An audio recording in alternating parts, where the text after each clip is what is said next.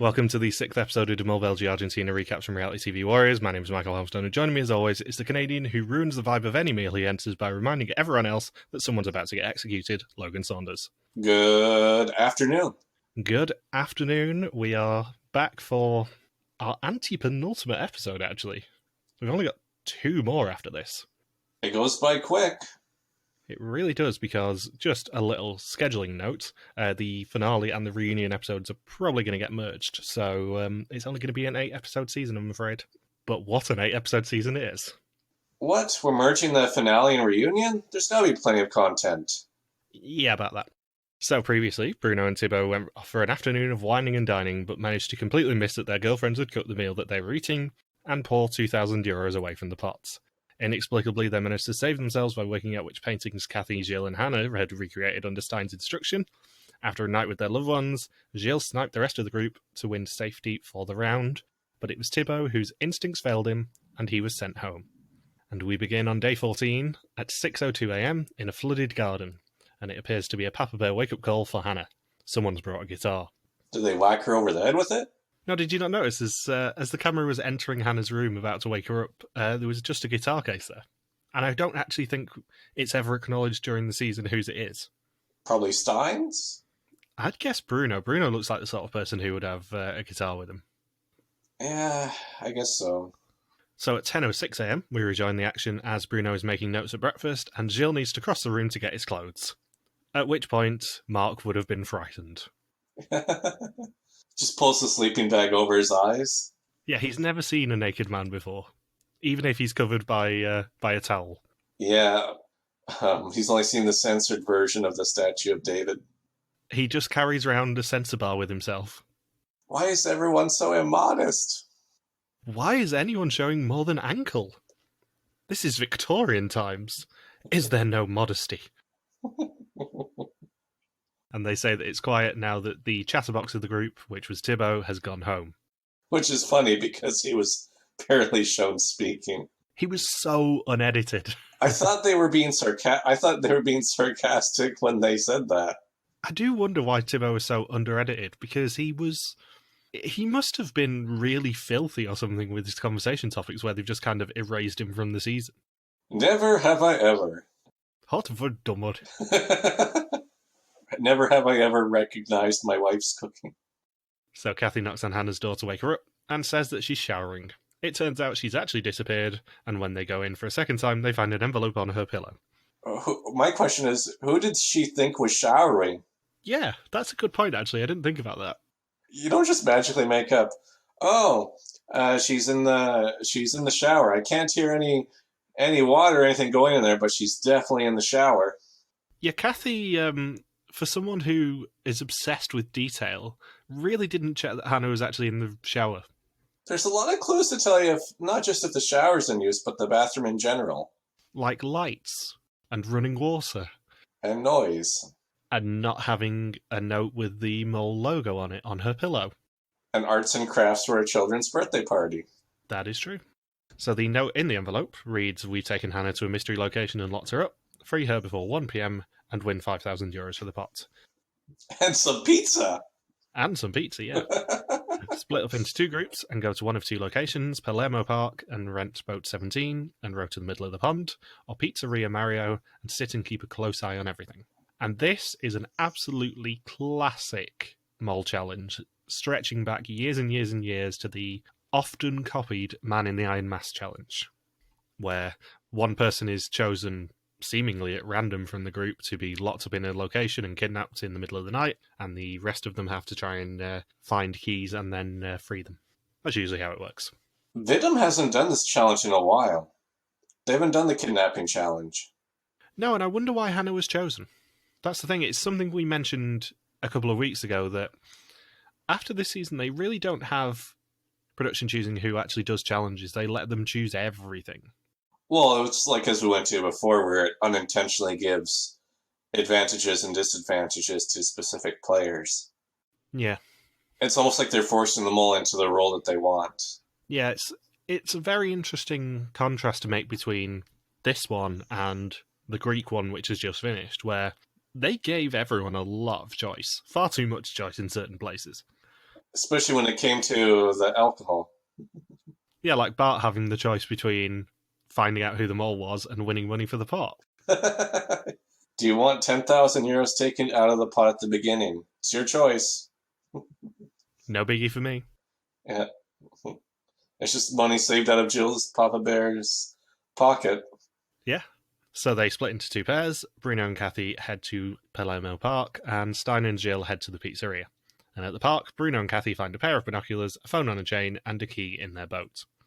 In the pizzeria, Jill and Stein receive a phone which is ringing, and on the other end is Hanne. She's locked in a pigeon cage, and both groups have a key to her cage. If either of the groups free her, they win the 5,000 euros. And in her cage, she finds a news article saying that the pigeons she's with won the 2015 Racing Championships, and she also finds an old pizza box from Pizzeria Mario, and it's addressed to Carlos Paloma. I think Cathy was very confused at the start of this challenge because she didn't know how kidnappers were able to break into the shower and take Hanne without anybody noticing. That is very true. And how did they restrain her when she would have been soaking wet and stuff? There would have been a trail, and I don't know how Detective Cathy never spotted that. Maybe there's a pipe in the bathroom that led to an underground tunnel through the city. Not just a pipe, a Reagan pipe. Yeah, a Reagan pipe. Classic escape hatch to the Reagan pipe. Oh god, I want to rewatch the episode so much. Dates back to the times of King Leopold. And Cathy, in her infinite wisdom, just lets Bruno row to the island in the middle of the lake, and they need to actually row to the middle of the pond so that they can see what they need to see. And Hanne tries to ring while they're exploring the island, but they don't actually answer. And it takes her 3 attempts to actually get through to them. Cathy and Bruno really wanted to make the other person think they're the mole. Yeah, they were massively sabotaging. Bruno, especially in this challenge, was sabotaging so much. And we also find out, you probably knew this, but I didn't, that the Spanish for pigeon is apparently Paloma. Yeah. Carlos Paloma. That's funny that the pigeon trainer is Carlos Paloma. Like he was born to train pigeons. And when asked, the owner of the pizza parlor says he has a customer called Carlos Paloma, but refuses to say where Carlos lives due to customer privacy. Hint, hint, his favorite pizza is covered in dead pigeons. I think I just heard a chirp in the oven. 2 turtle doves. Dave's getting up to Christmas. That's the Carlos Paloma Christmas special. Yeah, it was just a Christmas special pizza because they were filming this in sort of back end of November, early December. It's 2 turtle doves on a pizza. Yeah. It's Carlos's favourite. On the 3rd day of Christmas, my true love gave to me 3 turtle doves on a pizza, 2 turtle doves on a second pizza, and 1 turtle dove on another pizza. I mean, assuming that they're going in order of the 12 days of Christmas, I would be really wary of eating the 5 gold rings pizza. Well, that's just 5,000 euros taken out of the pot. Yeah, or the one with loads of leaping, or the maids are milking one. Or, in fact, anything that isn't a bird. Or one paint bomb exploding. We're not doing the 12 days of Mole Christmas. I was pushing for it. 12 sleeping bags. Maybe if you want to end the Argentina finale with a version of the 12 Days of Christmas that is mole-themed, I won't stop you, but we're not doing it now. So Carlos is actually standing on the edge of the pond that they're rowing across with his prize-winning pigeon in a cage. Worst kidnapper ever. The pigeon will lead them to Hanne's location. And even when they do row to the centre of the pond, or Bruno does at least, they still don't spot Carlos walking around with a pigeon cage under his arm. Maybe they just thought it was part of Argentine culture. You have mate, you have football, you have all the Catholic chapels, and then you just have guys walking around with pigeon cages. Classic Argentina. Classic. And Jill decides to run across the street from the pizzeria to see if any of the pigeons nearby have a ring on their ankles leading them to Carlos Paloma. And then Hanne realises that she can actually ring the pizza parlour herself and order pizza for Carlos Paloma and lead them to her location. And after more than an hour, Bruno and Cathy spot Carlos. And he's actually lying down at this point. He got bored of the pigeons. A pigeon master got bored of his pigeons. He becomes approximately the 50th person this season to be bored of Cathy's behaviour. There's going to be a support group at the end of the season where it's going to be the musicians at the planetarium and now the pigeon master guy Just all the people who were stuck waiting for the Belgian mole contestants.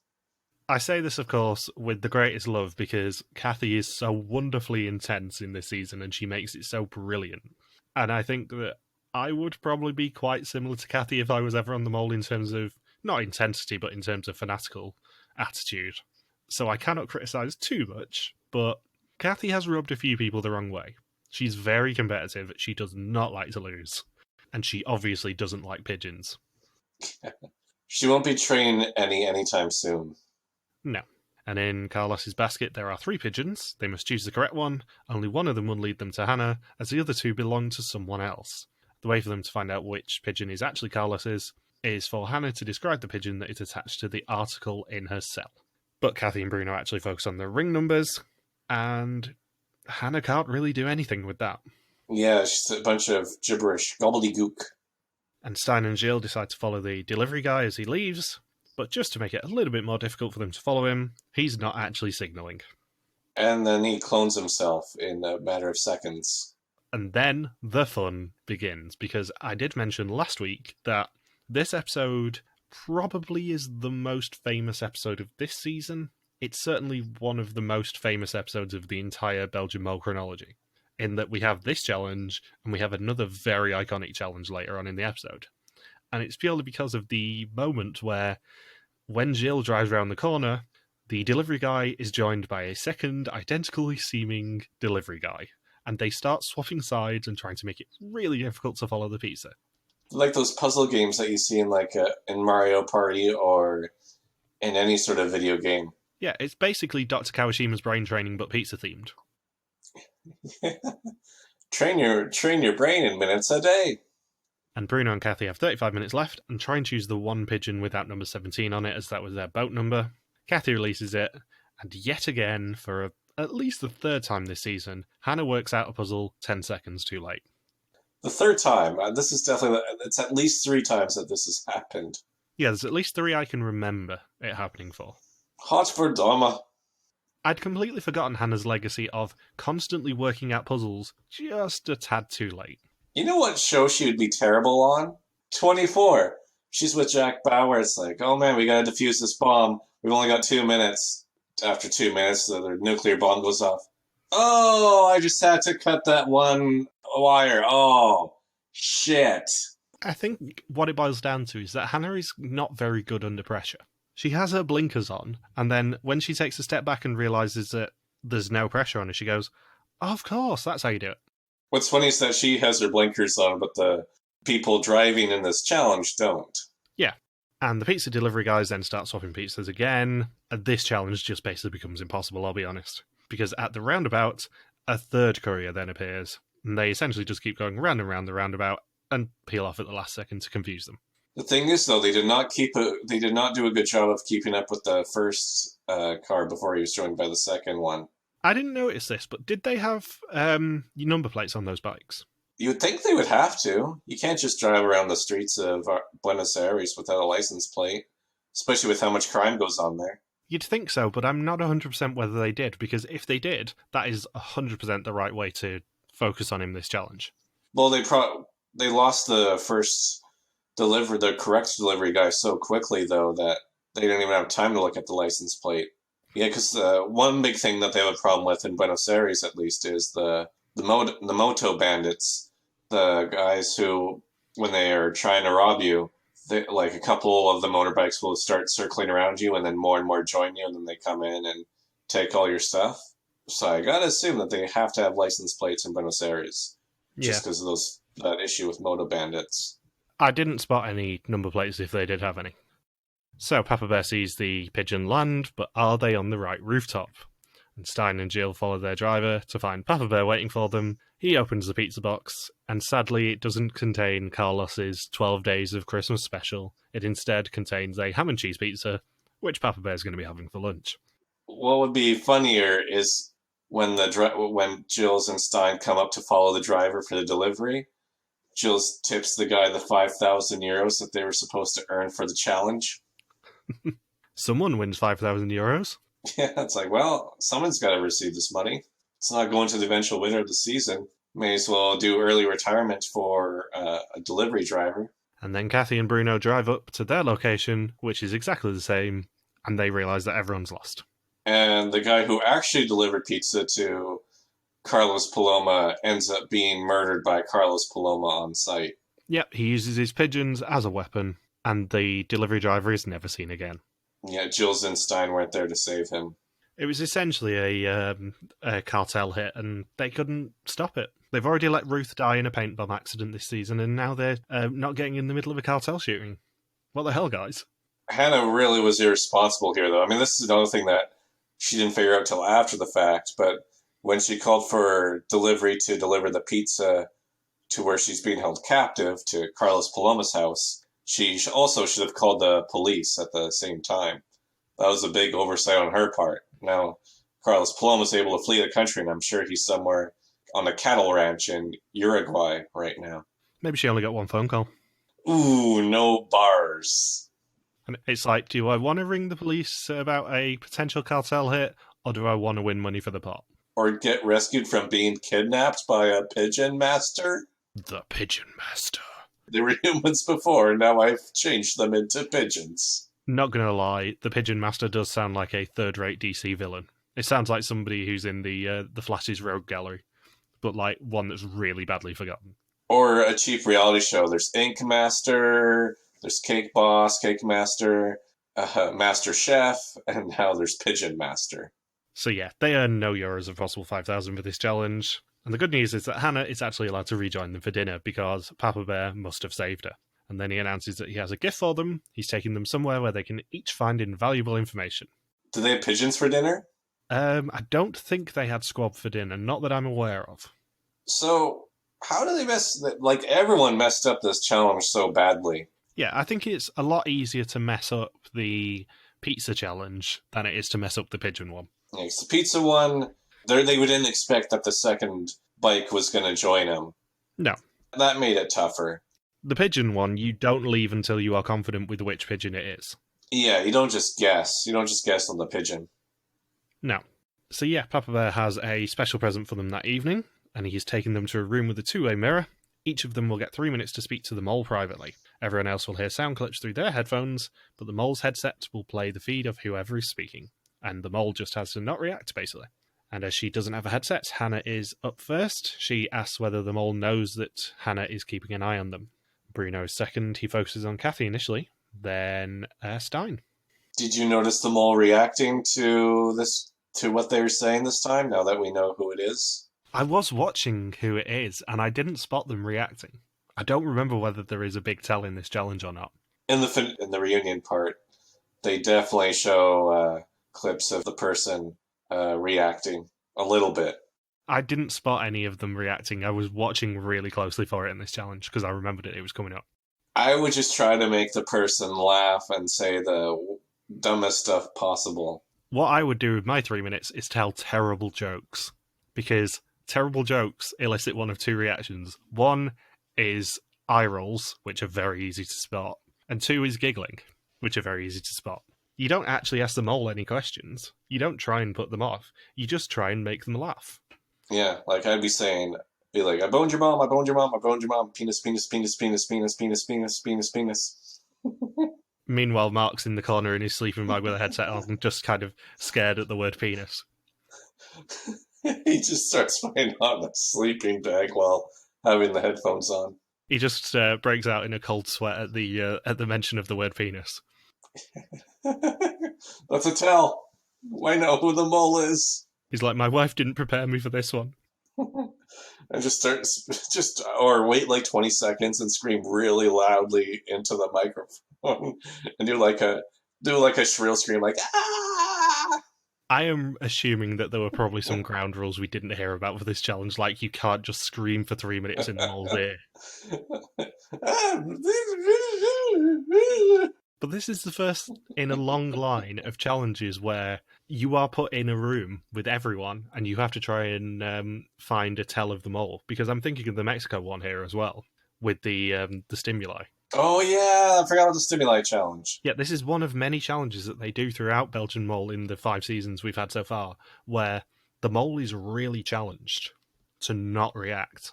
And I'm also deeply aware of the irony in me suggesting that you just have to try and make people laugh when after, let's be honest, well over 320 episodes, we've probably not made people laugh that much on this podcast. Very true. It's kind of ironic me suggesting humour when, you have heard this podcast before. So we've had about 1,000 hours to do it, and you're suggesting these contestants do it in under 3 minutes on the spot. Yeah, I actually haven't done the maths. It probably is approaching 1,000 hours at this point, which is quite startling. Anyway, Gilles is the third person up. He asks whether Cathy was sabotaging, and we hear that she may have been listening to Forrest Gump and the "Laugh is like a box of chocolates" clip. You never know which pigeon you're going to get. And then Stein is up fourth. He starts saying random names and phrases. And then Cathy is the last one. She focuses on Gilles, and she says that it's cool to mindfuck him just for 3 minutes.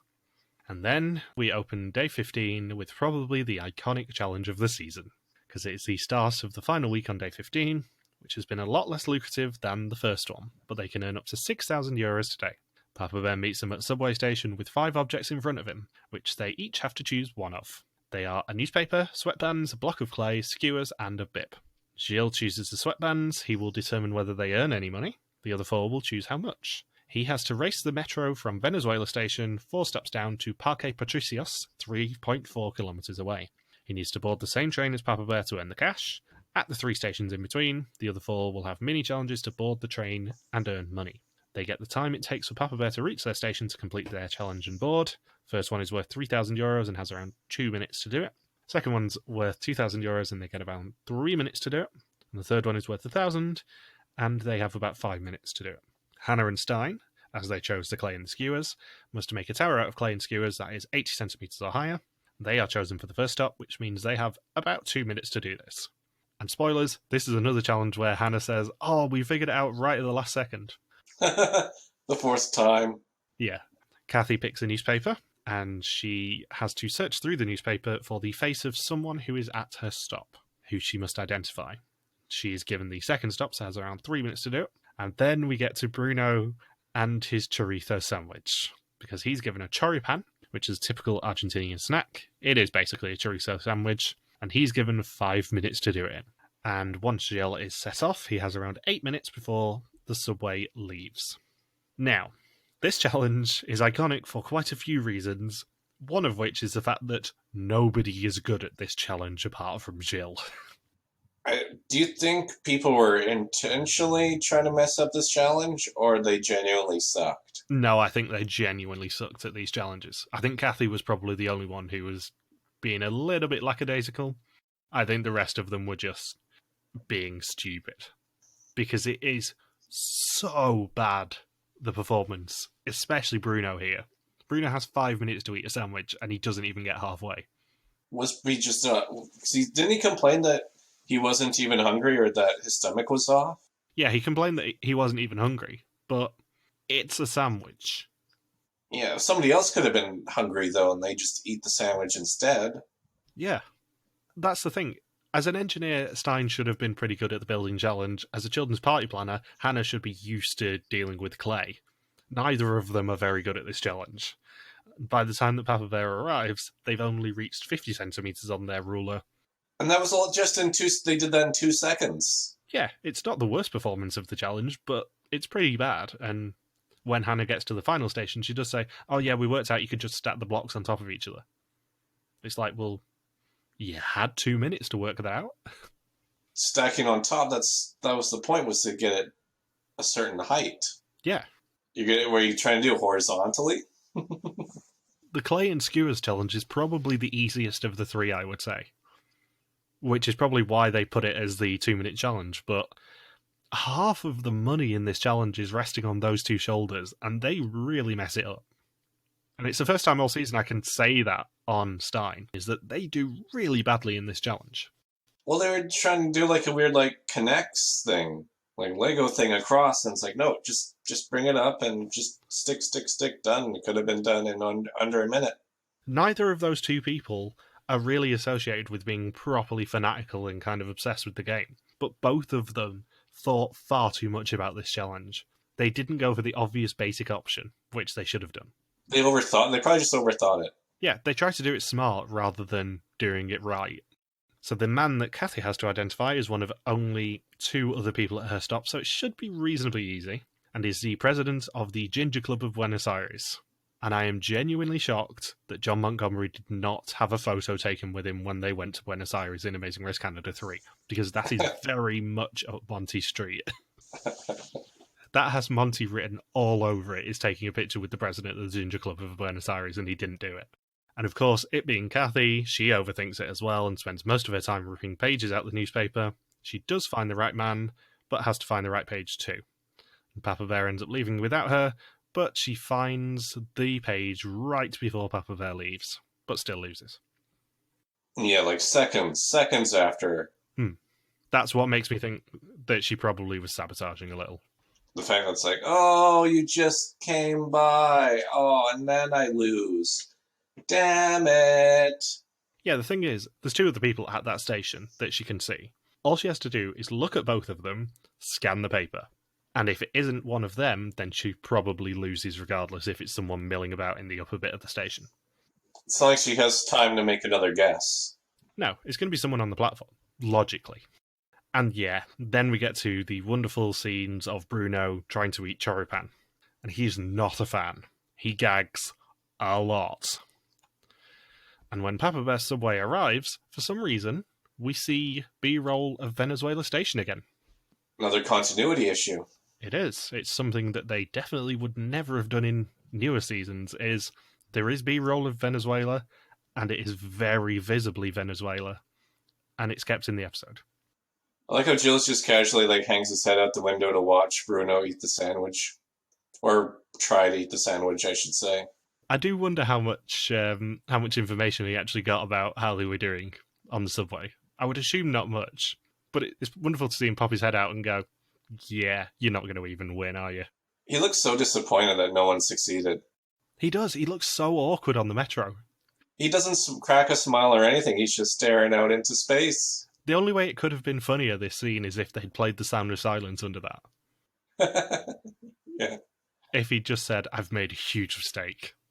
Or what would have been funnier is in the boxcar that he was in, if all of the other Argentine locals were playing games and friendly chatting, then you have Jill's in the middle of the crowd just staring out at the door in a super serious manner, not looking up or interacting with anybody. And Gilles arrives just as the train does. He falls at Papa Bear's feet, happens to the best of us, and wins the challenge, but earns no money for the pot. And he's not best pleased. No. It's the very iconic, was it a good 3-second pause when it sinks in that no one else is on? He's like, where is everyone?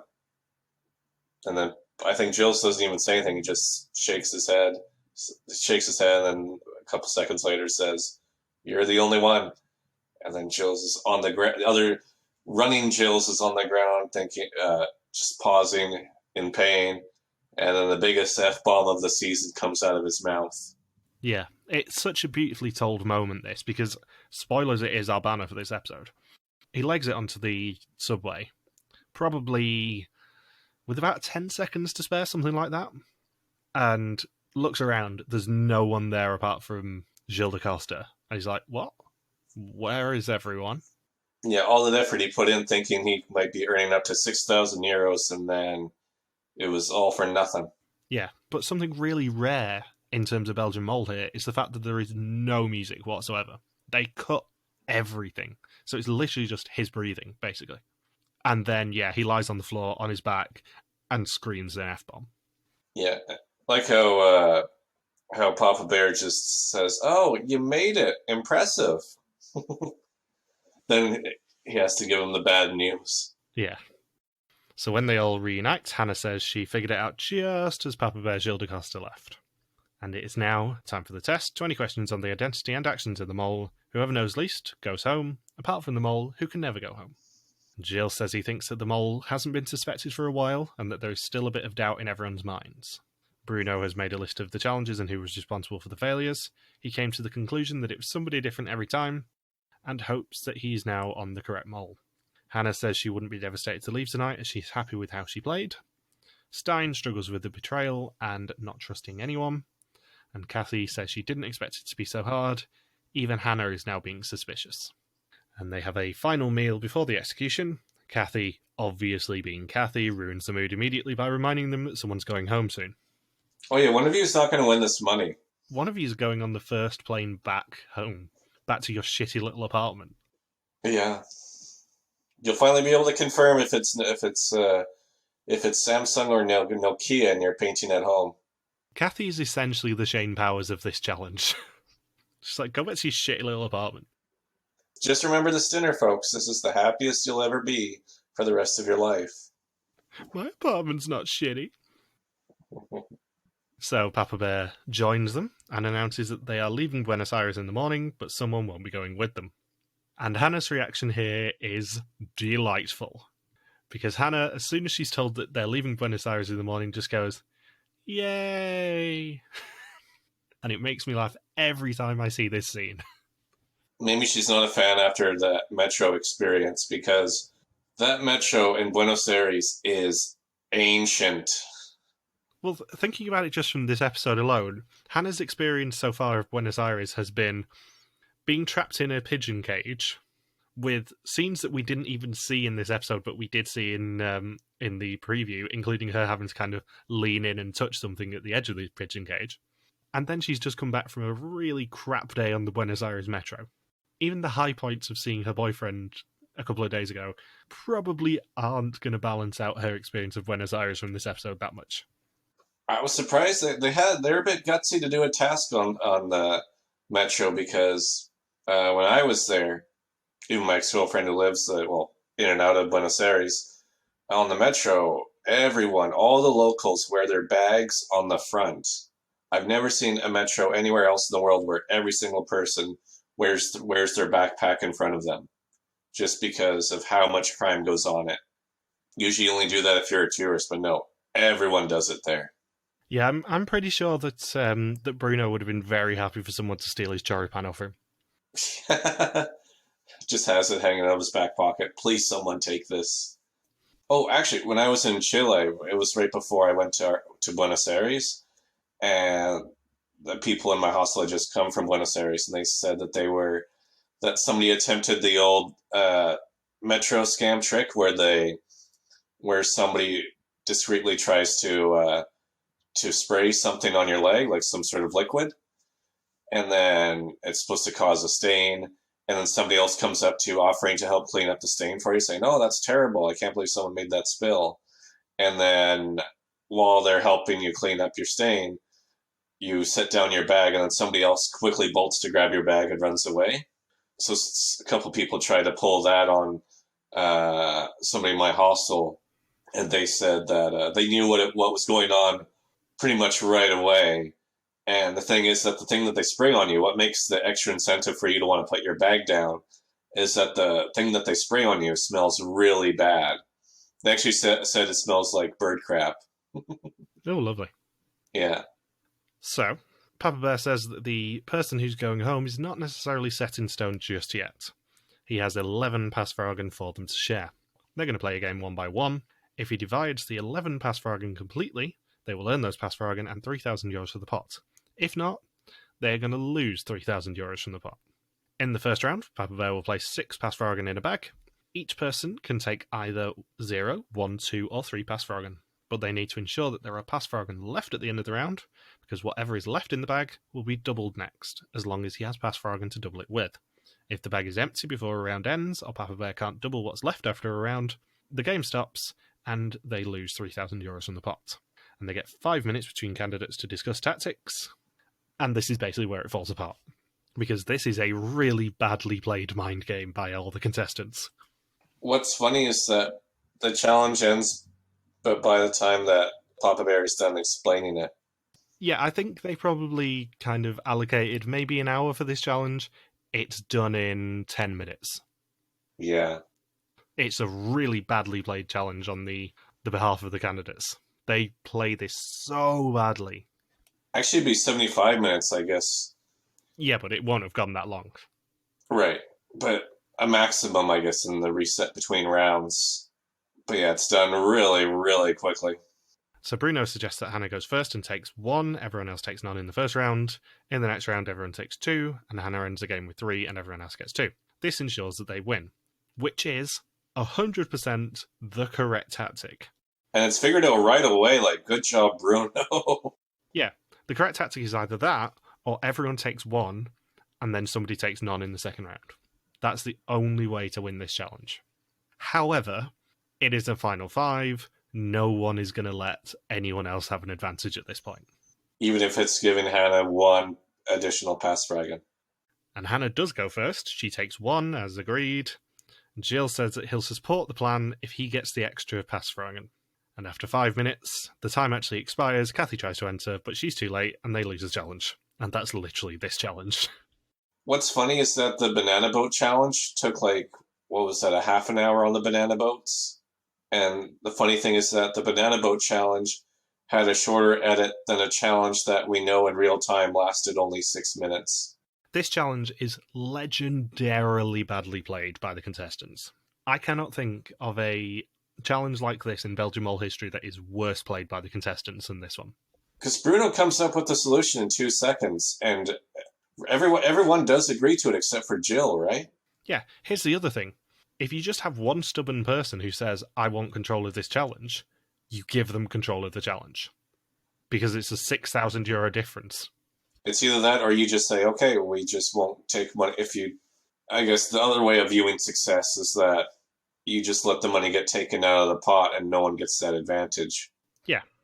They basically allowed one stubborn person to ruin this game, which is all it takes in a mind game like this. What's funny, too, is that it still had the same outcome as to what Bruno had in mind, because Hanne still had 1 extra Pasvragen. Yeah, but they lose €6,000 for the pot. Yeah. Overall, yeah, it's a €6,000 difference for the exact same outcome as what happened with Bruno's plan. They still let Hanne go in there first, take that 1 Pasvragen and end the game.